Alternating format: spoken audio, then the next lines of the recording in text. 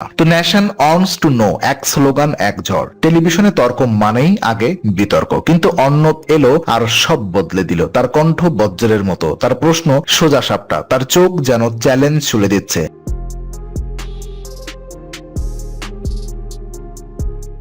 রাত গভীর, স্টুডিও আলো নিভে যাচ্ছে, ক্যামেরার লাল লাইটটা এখনো ঝলসে উঠছে, আর সেই আলোয় একটা মুখ, যার চোখে দেখা যায় আগুন, গলায় বজ্রধ্বনি, যার একটা প্রশ্ন শাসককে কাঁপিয়ে দিতে পারে, আবার কখনো বিরোধীর কণ্ঠ রুদ্ধ করতে পারে।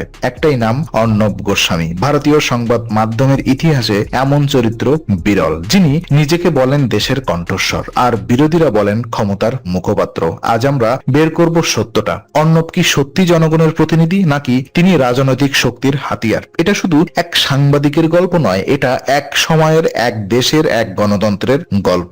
তো গোস্বামী পরিবার, আসামের শিলচরের শান্ত পরিবেশ, কিন্তু দূরে কোথাও বীজ বপন হচ্ছিল এক ভবিষ্যৎ আগ্নেয়গিরির। ছোটবেলায় অর্ণব ছিলেন নীরব, বই পড়তেন, যুক্তি ভালোবাসতেন। তার বাবা ছিল সেনাবাহিনীর কর্মকর্তা। পরিবারের শৃঙ্খলা, নিয়ন্ত্রণ, জাতির ভাবনা, এই পরিবেশেই গড়ে উঠল অর্ণবের স্বভাব, দেশপ্রেম, দৃঢ়তা এবং ভয়হীনতা। পড়াশোনা শেষ করে তিনি ঢুকলেন সংবাদ জগতে। শুরুতে ছিলেন শান্ত বই পড়া সাংবাদিক, কিন্তু ধীরে ধীরে তার ভেতরে জমল অন্য এক আগুন। তিনি বুঝলেন শান্ত সাংবাদিকতায় নাম হয় না, তর্ক, উষ্ণতা, আবেগ, জনগণ এটা চায়। এভাবেই ভারত নতুন ঢঙের সংবাদ উপস্থাপনা। তো ন্যাশন অনস টু নো, এক স্লোগান এক ঝড়। টেলিভিশনে তর্ক মানেই আগে বিতর্ক, কিন্তু অর্ণব এলো আর সব বদলে দিল। তার কণ্ঠ বজ্রের মতো, তার প্রশ্ন সোজা সাপটা, তার চোখ যেন চ্যালেঞ্জ ছুড়ে দিচ্ছে। আপনি দেশবিরোধী না দেশভক্ত? তার সবচেয়ে বিখ্যাত line, nation owns to know. তো এই লাইন শুধুমাত্র স্লোগান ছিল না, এটা ছিল অস্ত্র।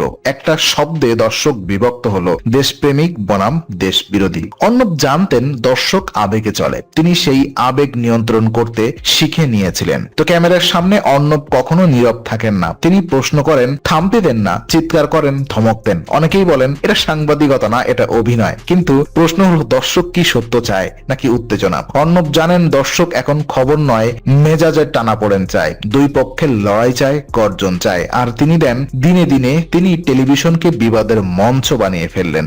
এখানেই তার জাদু। তিনি শুধু খবর করেন না, তিনি জাতীয় নাট্যকর। তো ক্ষমতার সঙ্গে সম্পর্ক দূরত্ব না ঘনিষ্ঠতা, এখানেই বিতর্কের শুরু। অর্ণব যখন সরকারের সিদ্ধান্তের প্রশংসা করেন, তখন অনেকেই বলেন তিনি ক্ষমতার মুখপাত্র। তিনি যখন বিরোধীদের প্রশ্ন করেন, বিরোধীরা বলেন তিনি সরকারি যন্ত্র। প্রশ্নটা বড়, তিনি কি সরকারকে সমালোচনা করেন? হ্যাঁ, কখনো কখনো। কিন্তু যখন করেন, তখন তার ভাষায় একটা নিয়ন্ত্রণ, তীব্রতা দেখা যায়, যেন রাগ আছে কিন্তু সীমানার মধ্যে। এই আচরণে অনেকের ধারণা অর্ণব সাংবাদিকতার পাশাপাশি রাজনৈতিক সৌহার্দ্য বজায় রেখেছেন। কিন্তু তিনি বলেন, আমি দেশের জন্য লড়ি, রাজনৈতিক দলের জন্য নয়। সত্য কোনটা? আজ আমরা বের করব। তো প্রথমত অর্ণবের শক্তি। অর্ণব জানেন ভারত এখন বিভক্ত, ধর্ম, জাতি, দেশ, দল সবকিছুতেই বিভাজন। এই বিভাজনে দর্শক আবেগী, আর আবেগী মানুষ সহজে পরিচালিত হয়। তিনি জানেন যদি দেশপ্রেমের সুর বাজানো যায়, তবে দর্শক গর্জে উঠবে। তাই তিনি বলেন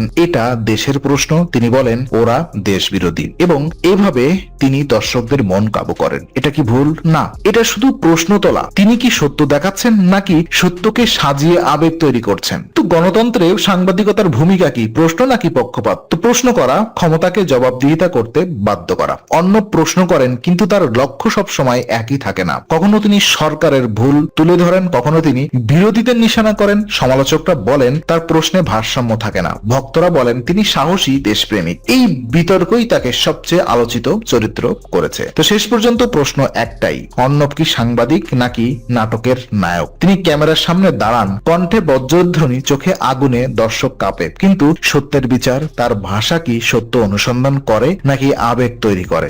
আজ আমরা এই প্রশ্নের উত্তর খুঁজবো। পরের অংশে আমরা দেখব কিভাবে অর্ণব গোস্বামী ভারতীয় মিডিয়ার শক্তি বদলে দিলেন এবং কিভাবে তিনি রাজনৈতিক খেলায় অংশ হলেন।